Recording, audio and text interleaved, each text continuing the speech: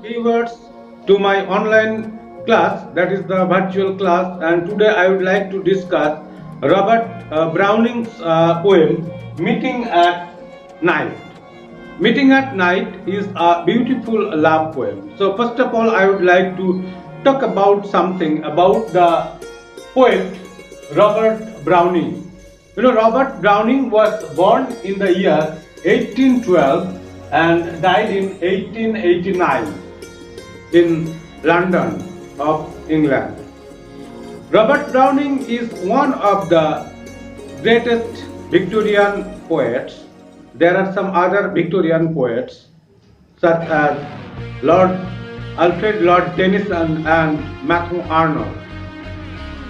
So what is important about Browning's life is that Robert Browning used to love his beloved. She is also known as the poet, Victorian poet. Her name is Elizabeth Barrett Browning. So here in this poem, the poet talks about his love and the nature of love, the mood of the poem. Anyway, so to some extent this is a type of lyrical poem as well as the dramatic poem. Although Robert Browning perfected the technique of dramatic monologue, Meeting at Night is not a dramatic monologue in the true sense of the term. So what is the type of poem? The type of poem is a lyrical poem and it's a love poem, thematically speaking. Meeting at Night is a love poem, and the most important thing to remember about this poem is that it's a companion poem. So the companion poems are read together. We should remember that Browning first planned a poem. At first he planned the poem night and morning.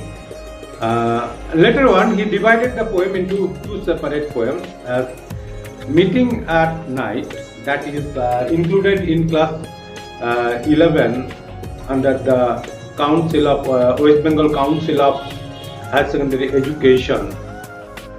So Meeting at Night is the companion poem to another poem of Robert Browning, that is Parting at Morning. So Meeting at Night and Parting at Morning can be read together so that we can understand the mood of the poet and the nature of the poem and the theme of the poem. So now let us come to understand the title of the poem, the Meeting at Night. That meeting as the poem celebrates the union of the two hearts. The poet, la persona, he is imagined to be the lover, and he talks about his nature of love, that is secret and clandestine, and he undertakes a journey, boat journey in the uncharted, perilous, adventurous journey in the sea. And here he tries to meet his beloved at night. So the poet here undertakes a nocturnal journey in the sea in order to pay a visit to his beloved's chamber, that is in the farm. Now let us come to read the text. So first of all, the poem actually consists of 12 lines, and the poem is divided into two parts. The first stanza consists of 6 lines and the second stanza consists of 6 lines. So today I would like to confine my discussion to the first 6 lines, that is the first stanza of the poem. Now structurally speaking, the lines are beautifully arranged to make up a rhyme scheme, that is A, B, C, C, B, A. So land rhymes with sand, land rhymes with sand, that is A, and low rhymes with prow, and leaf rhymes with ship. So the rhyme scheme of the poem is A, B, C, C, B, A. Now you see the lines are arranged in a beautiful order. Now let us read the poem. The sea, the grey sea, and the long black land, and the yellow half moon, large and low. So here, right from the poem, we come to know that the poet undertakes a journey in the sea. What color is the sea? As the sea refers to that the color of the sea is grey, and the color of the land is black. So the poet gives a beautiful description of the sea as well as land. So here there are the many natural elements in the poem, such as the sea, the land, the moon, waves, and the sand. And there is also cove. So these are the elements of nature. After going through the first 6 lines of the poem, we can imagine that the poem may seem to be a nature poem. But actually this is not at all a nature poem, but it's a love poem. And there is a romantic mood. There is romantic, beautiful, intense love affair in this poem. The grey sea and the long black land, and the yellow half moon, large and low. So here we see the use of color. What are the colors used in the first 2 lines? That the land is black, the moon is yellow, and the sea is grey.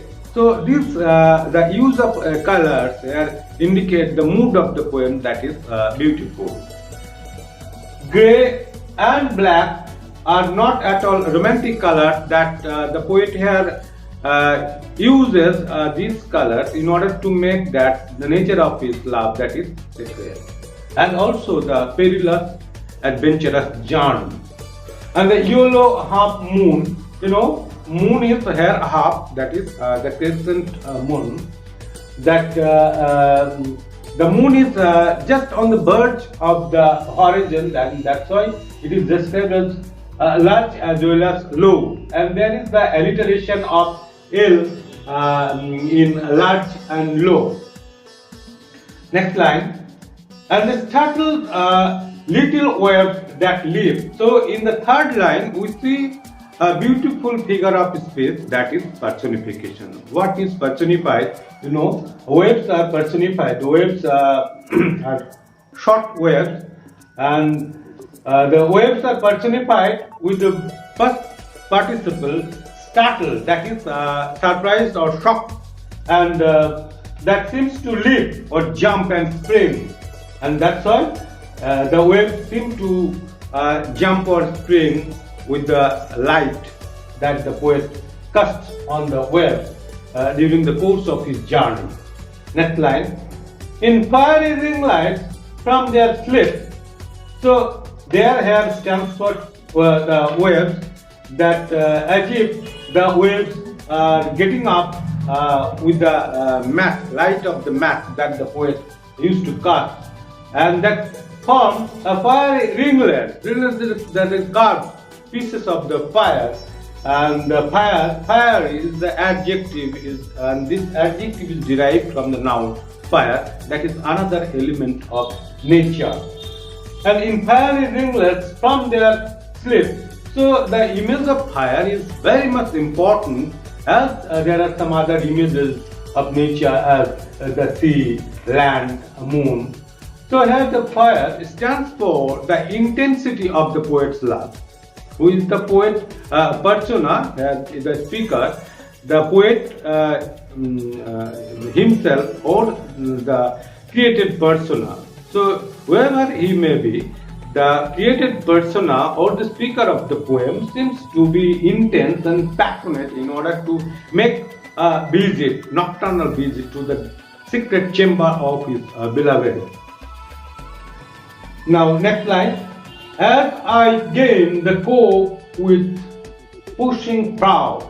So as I refers to the poet persona, that as I gain the cove. So after gaining the cove, here cove stands for the sheltered bay. Cove stands for the sheltered bay, and after gaining the cove with the pushing prow, pushing that exerts force in order to get a bay, to get the shelter, and after pushing prow, a prow means the pointed frontal part of the boat.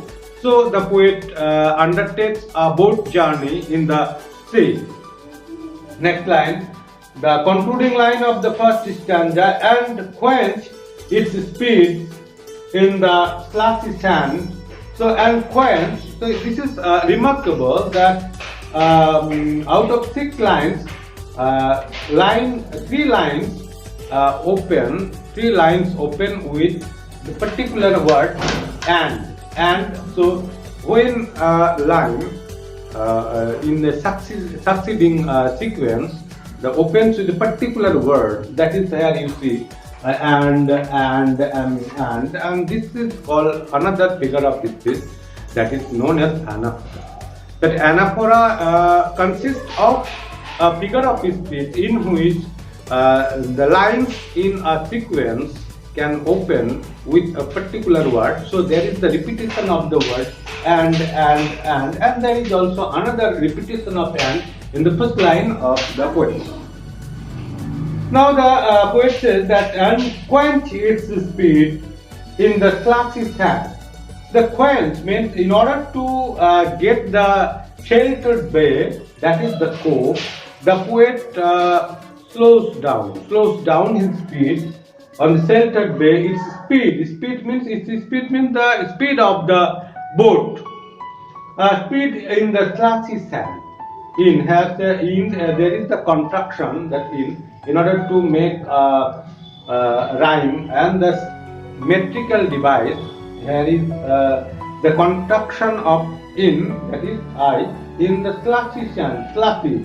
This adjective refers to the muddy or the wet sand. So sand is another part of nature that gives the beautiful natural surroundings. That the surrounding is composed of sea, land, moon, wave, sand, cove, and also another part of nature, that is fire. So this is all about the first stanza of the poem. You know, the poem is meeting at night. In this poem, the poet makes a union of the two hearts. And the two hearts are the heart of the poet himself, poet persona, and he is the lover poet, and he wants to pay a visit in the beloved chamber. And so beloved and the poet lover are the two persona created in this poem. And probably if the poem can be read as an autobiographical poem, so the poet is Robert Browning, and his beloved is obviously his wife. Later on, his beloved became his wife. He married Elizabeth Barrett Browning. So in this poem, we see that the poet makes a meeting that is a secret meeting, and from this meeting, secret meeting, and that's why he undertakes the visit to his beloved chamber at night. So the description is about the nocturnal visit, nocturnal sea voyaging in order to meet his beloved. So this is all about the first 6 lines of the poem.